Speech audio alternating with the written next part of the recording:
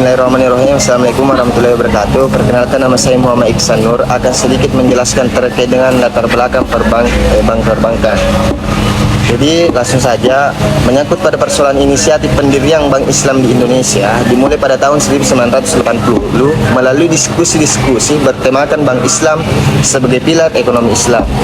Gagasan demikian dipraktekkan dalam skala yang relatif terbatas, diantaranya di Bandung pun juga di Jakarta. Pada tahun 1990, Majelis Ulama Indonesia membentuk kelompok kerja untuk mendirikan Bank Islam di Indonesia. Sebagai hasil kerja tim perbankan Majelis Ulama Indonesia, hal demikian melahirkan bank syariah pertama di Indonesia, yaitu PT Bank Muamalat Indonesia, biasa disebut dengan BMI, yang sesuai akte pendiriannya berdiri pada tanggal 1 November 1991. Sejak tanggal 1 Mei 1992, BMI resmi beroperasi. Guna untuk mendukung perkembangan perbankan syariah, tahun 1968 dikeluarkan Undang-Undang Nomor 10 Tahun 1998 sebagai amandemen Undang-Undang Nomor 7 Tahun 1992 yang secara tegas dan konkret menjelaskan bahwa terdapat dua sistem dalam perbankan di tanah air, yakni yang pertama yakni perbankan konvensional serta perbankan syariah. Peluang ini disambut hangat oleh masyarakat perbankan yang ditandai dengan berdirinya beberapa bank Islam lain, yakni Bank IFI, Bank Syariah, Bank Mandiri, Bank Niaga, Bank BTN, Bank Mega, Bank BRI, Bank Bukopin Jakarta Barat, serta Aceh. Pada tahun 2008, disahkannya Undang-Undang Nomor 21 Tahun 2008 tentang Perbankan Syariah, memberikan kepastian hukum atas keberadaan bank syariah di Indonesia. Lahirnya Undang-Undang Perbankan Syariah mendorong peningkatan jumlah bus dari sebanyak 5 bus menjadi 11 bus dalam kurun waktu kurang dari 2 tahun. Demikian yang sempat saya sampaikan, lebih kurangnya mohon dimaafkan. Wassalamualaikum warahmatullahi wabarakatuh. Bismillahirrahmanirrahim. Saya Aulia Nurfadila dengan NIM 7423520088 akan menjelaskan mengenai landasan hukum perbankan syariah dan bentuk perubahan serta perbedaan perbankan syariah. Nah, sebelum memasuki materi, terlebih dahulu kita mengetahui mengenai apa sih bank syariah itu sendiri. Berdasarkan pasal 1 angka 7 Undang-Undang Nomor 21 Tahun 2008 tentang perbankan syariah, bahwa bank syariah adalah bank yang dalam kegiatan usahanya baik menghimpun maupun menyalurkan dananya berdasarkan prinsip syariah dan menurut jenisnya terdiri atas bank umum syariah. Misalnya Bank Muamalat Indonesia, Bank Syariah Mandiri, Bank Syariah BRI, Bank Syariah BNI, dan Bank Pembiayaan Rakyat Syariah. Nah, bank syariah dalam memperoleh keuntungannya berasal dari akad bisnis, yaitu jual beli, kongsi, dan sewa. Nah, adapun landasan hukum perbankan syariah, yaitu yang pertama menerapkan prinsip bagi hasil dan dilarang adanya riba, sebagaimana dalam Quran surah Al-Baqarah ayat 275 yang terjemahannya berbunyi bahwa orang-orang yang memakan riba tidak dapat berdiri melainkan berdirinya seperti orang kemasukan setan karena gila. Yang demikian mereka berkata bahwa jual beli sama dengan riba, padahal Allah telah menghalalkan jual beli dan mengharamkan riba. Barang siapa mendapat peringatan dari Tuhannya, kemudian ia berhenti, maka apa yang diperolehnya dahulu menjadi miliknya dan urusannya terserah kepada Allah. Barang siapa yang mengulanginya, maka mereka itu penghuni neraka, mereka kekal di dalamnya. Nah, adapun makna dari terjemahan Quran surah Al-Baqarah ayat 275 ini, bahwa seseorang yang memperoleh yang memakan makanan yang berasal dari riba, yang berasal dari modal orang lain, maka hidupnya tidak akan tenang, dilanda kekhawatiran dan kegelisahan, serta mereka akan mendapatkan azab. Karena pada hakikatnya keuntungan yang mereka peroleh atau apa yang mereka peroleh memberikan kenikmatan bagi mereka, namun di lain sisi pihak lain mengalami kerugian. Kemudian yang kedua yaitu Undang-Undang Nomor 7 Tahun 1992 tentang Perbankan Syariah yang menjelaskan mengenai prinsip bagi hasil. Prinsip bagi hasil di sini adalah prinsip muamalah berdasarkan syariah. prinsip membagi hasil berdasarkan syariah yang dalam kegiatan usaha bank syariah. Kemudian yang ketiga yaitu Undang-Undang Nomor 10 Tahun 1998 atas perubahan dari Undang-Undang Nomor 7 Tahun 1992 tentang perbankan syariah, menjelaskan mengenai pengertian dan prinsip syariah.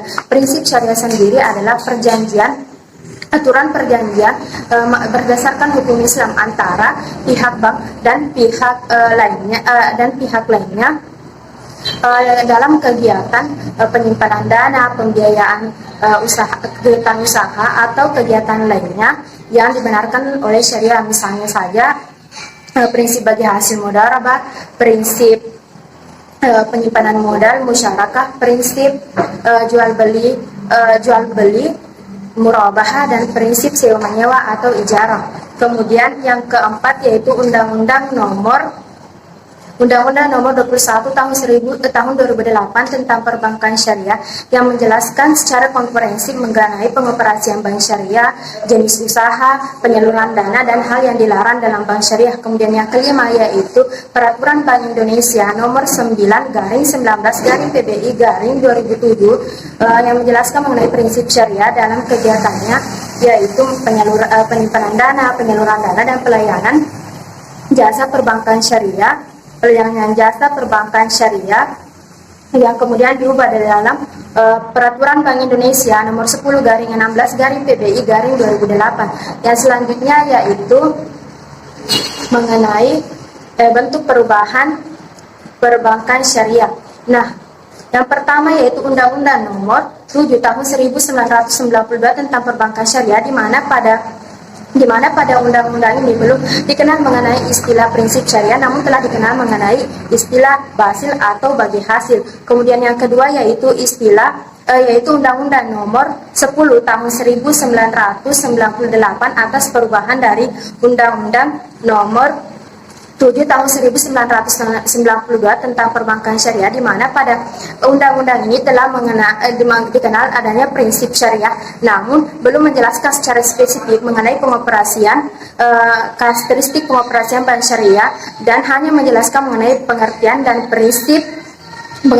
prinsip-prinsip syariah. Kemudian yang ketiga yaitu Undang-Undang Nomor 21 Tahun 2008 tentang perbankan syariah, yang dimana yang pertama yaitu menjelaskan secara komprehensif mengenai operasional bank syariah, jenis usaha, penyaluran dana, dan hal yang dilarang dalam perbankan syariah. Kemudian yang kedua, bank pengkreditan rakyat diubah menjadi bank pembiayaan rakyat syariah. Kemudian yang ketiga yaitu definisi prinsip syariah. Yang pertama yaitu prinsip syariah adalah prinsip yang berdasarkan hukum Islam. Kemudian yang kedua, penetapan pihak atau lembaga yang berwenang mengeluarkan fatwa yang menjadi dasar prinsip syariah. Kemudian yang keempat, penetapan Dewan Pengawas Syariah. Kemudian yang kelima, definisi pembiayaan setelah adanya undang-undang ini menjadi luas, yaitu misalnya saja jual beli, sewa menyewa, pembiayaan modal, bagi hasil. Bismillahirrahmanirrahim. Assalamualaikum warahmatullahi wabarakatuh. Perkenalkan, nama saya Mariani. Di sini saya akan menjelaskan tentang tujuan pembentukan dari bank syariah, yang dimana terlebih dahulu bank syariah adalah bank yang aktivitasnya meninggalkan masalah riba. Dengan demikian, penghindaran bunga yang dianggap riba merupakan salah satu tantangan yang dihadapi oleh dunia perbankan syariah.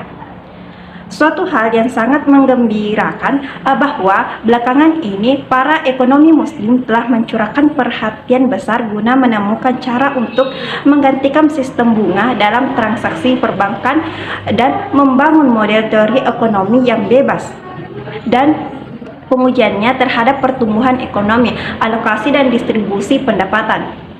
Adapun tujuan dari pembentukannya yaitu yang pertama, mengerahkan kegiatan ekonomi umat untuk bermuamalah secara islami agar terhindar dari praktek riba. Yang kedua, untuk menyelamatkan ketergantungan umat Islam terhadap bank non-Islam atau konvensional yang menyebabkan umat Islam berada di bawah kekuasaan bank tersebut. Yang ketiga, menjalankan bisnis dan aktivitas perdagangan yang berbasis pada perolehan keuntungan yang sah. Yang keempat, menghindari bunga bank uang yang dilaksanakan bank konvensional menurut mereka. Yang kelima, mendidik dan membimbing masyarakat untuk berpikir secara ekonomis, berperilaku bisnis dalam meningkatkan kualitas hidup. Yang keenam, menghindari al-iktinas, yaitu menahan uang atau dana dan membiarkannya menganggur dan tidak berputar. Yang untuk membantu menanggulangi atau menegaskan masalah kemiskinan yang pada umumnya merupakan program utama dari negara-negara yang sedang berkembang. Untuk menciptakan suatu keadilan di bidang ekonomi dengan jalan meratakan pendapatan melalui kegiatan investasi. Yang kesembilan, menjaga kestabilan ekonomi moneter pemerintah. Dan yang kesepuluh, berusaha membuktikan bahwa konsep perbankan Islam menurut syariah Islam dapat beroperasi, tumbuh dan berkembang melebihi bank-bank dengan sistem yang lainnya. Baiklah, itu yang sempat saya sampaikan. Assalamualaikum warahmatullahi wabarakatuh. Bismillahirrahmanirrahim. Baik, di sini saya akan menjelaskan sedikit tentang kontribusi ekonomi sosial terhadap ekonomi nasional. Yang pertama itu, perbankan syariah selalu tumbuh setiap tahunnya. Terkadang pertumbuhannya bagus, menembus 2 digit. Tak jarang pula yang berada pada tataran 1 digit. Tapi nyaris dalam situasi apapun selalu ada pertumbuhan yang positif. Yang kedua itu, dengan terus bertumbuhnya perbankan syariah, secara otomatis kontribusi terhadap ekonomi nasional juga terjaga, apalagi secara filosofis. Gerakan perbankan syariah selalu berbasis pada sektor real dan pada UMKM. Di sektor itu secara umum akan membutuhkan tenaga kerja sehingga berpengaruh dengan penurunan pengangguran.